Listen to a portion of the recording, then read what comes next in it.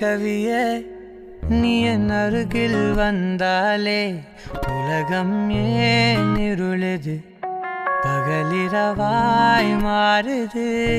வளைவினில் எல்லாம் வளைந்து தொலைந்து போவேனே நீயே வெண்பனியே தீயின் சுவையும் நீயே உன்னில் மெதுவாக பயணங்கள் போல தொடங்கி